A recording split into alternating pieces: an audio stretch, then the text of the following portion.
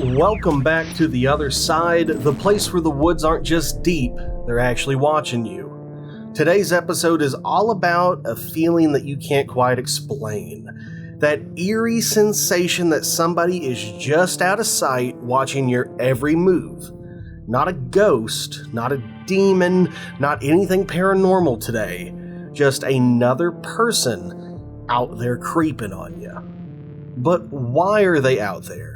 And why do they always disappear when the flashlight hits them? These aren't campfire tales or cryptid legends. These are real stories. Real first-hand accounts from people who were simply hiking, camping, or running through the woods until somebody found them or maybe followed them. Or, in one case, maybe hunted them. From the deep forest of Washington State to the quiet suburban trails and rural trap lines, these are encounters that blur the line between man, myth, and monster. So lock your doors, grab a drink, and settle in. Also, if you're watching on YouTube, enjoy the Red Dead Redemption 2 gameplay in the background. I'm working my way toward 100,000 subscribers, and I'd like you to be part of that because I would do many immoral things to acquire a YouTube play button before I die. Subscribe on YouTube or give a 5-star rating and review if you're listening on Spotify or Apple Podcast. If you enjoy this kind of content, that truly helps me a lot.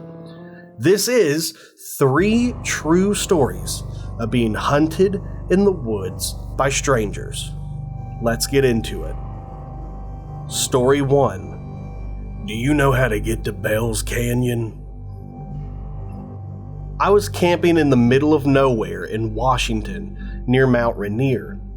Like, not an official campground, just way out in the forest where I wouldn't have expected another human for miles. One night, I wake up and hear something. Open my tent, and there's just a guy sitting there by where my fire had been, right outside my tent. Nothing particularly noteworthy about the guy, just a fairly regular looking dude, but he was just sitting a couple of feet from my tent. No bag or pack or anything on him, just a guy. He saw me open the tent and his eyes got huge like he had just seen a ghost, and he took off. It shook me up pretty bad, but over the next day I managed to put it out of my mind fairly well after writing it off as just some odd occurrence and the guy was probably high or something, and somehow managed to set up camp not far from mine. Then 2 days after that, and about 10 to 15 miles away in a totally random direction that nobody could have taken the same path on by accident, I was sitting by the fire and I started to hear noises. The more noises I heard, the more convinced I was it was a person. So I called out to them in the darkness, and somebody yelled, "Do you know how to get to Bell's Canyon?" I said, "No, I don't even think that's a real place out there."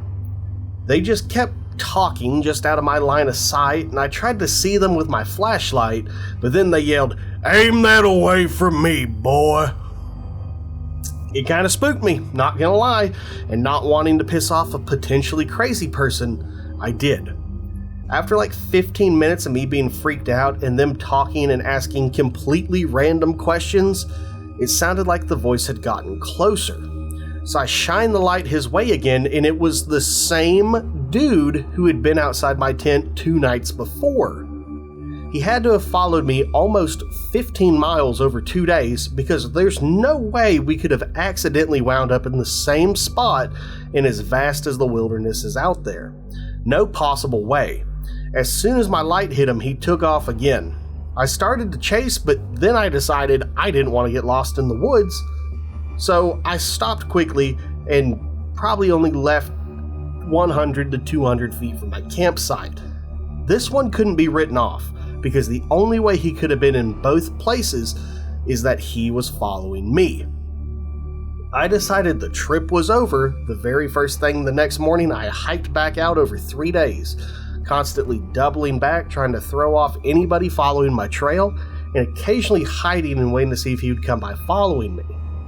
I can't really describe how terrifying it was, to feel like you were being hunted through the woods, and to actually have to brainstorm on things I could do to best avoid potentially being murdered. On the first night of hiking out, twice I heard what sounded like a person walking in circles outside my tent, but by the time I mustered the courage to look, nobody was there. On the second night, I heard what I thought was an animal making noise at first, but slowly decided it sounded like a human making animal calls. But it could have actually been an animal, I'm not sure, but I never saw the guy again. But it really did sound like a person making howling noises. I almost cried when I got back to my car, the relief was so strong. To this day, that is the most terrifying experience I ever had. I have no clue who this guy was or what his intentions were, and no way of getting an explanation, but I really can't articulate just what a terrifying few days that was. Story 2. You look good. I've been running in these woods as long as I can remember, but this might make me change my mind. This story began around 6:30 p.m.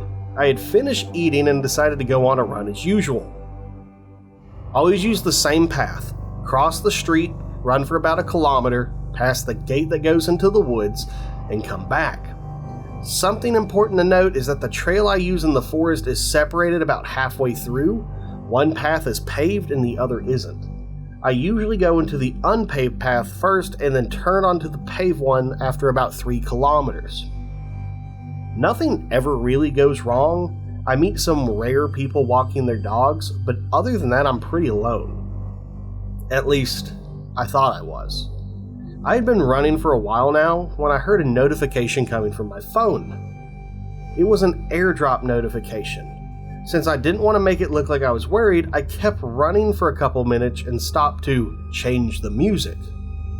I opened the airdrop dreadfully, because who the hell was sending me stuff in the woods? I thought I was alone.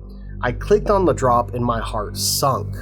It was a Snapchat picture of me running with the caption, "You look good." I didn't turn around. Instead, I kept running like nothing happened until I reached a certain point. You see, this forest is surrounded by a fence to stop children coming in unsupervised, and I didn't like that rule when I was little, so my friends and I cut a hole in it. When I was aligned with that hole, I quickly turned and buried myself into the forest, aiming for my escape. I could hear some ruffling behind me, and I still didn't turn back. When I finally reached the hole, I jumped through it and absolutely booked it to the fire station that was a couple streets down. The last thing I could hear when leaving the forest was an angry huff and metal meeting metal. I still don't know who this guy was or what he wanted for me, but I never ran in that forest again. So, creepy stalker guy, whoever you are, I truly hope I never meet you. Story 3. Weirdo in the woods. A little backstory, my husband and I run a trapline. We catch raccoons for skins and we make dog food from the rest. We had been setting about 20 traps on my brother-in-law's property, a little over 10 wooded acres with a creek, since the coons had been destroying his trash can. Trying to thin the herd a little bit. Every morning, right around 5 a.m., we would load up the trap tools and head out to check the line. For a little over a week, we would hear sticks or leaves crunching just out of sight, but the property is insanely overgrown and you're lucky if you could see 5 feet in front of you. We would brush it off and keep checking the line. After all, we both had guns and there's wildlife out there that's perfectly capable of crunching a stick. At one point right before dusk, we were resetting traps.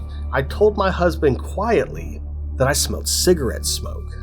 It was getting dark, so we headed out pretty quickly since we rarely carried guns at night.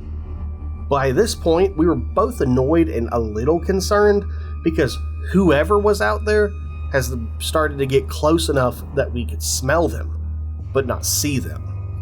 Being watched is always a little unsettling, and this just made it worse. Several days went by without issue until one morning I woke up feeling crummy. It was the dead of winter and I caught the flu.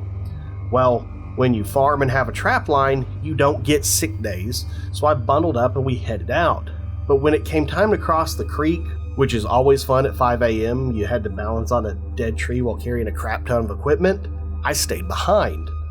I walked along the creek where I could and back onto the trail where I couldn't give my husband a heads up if we had caught anything or not. We are down to the last trap and I see something hauling off toward my husband. So I chamber around in my .22. For those of you who haven't been around guns, a .22 is basically a rodent shot. It would take a darn good shot to kill anything larger than a medium-sized dog, thinking a stray dog is going after him. But I stop short from just yelling when I see something else moving. There is a man less than 10 feet from my husband, hiding behind a tree, while his dog growls and snaps.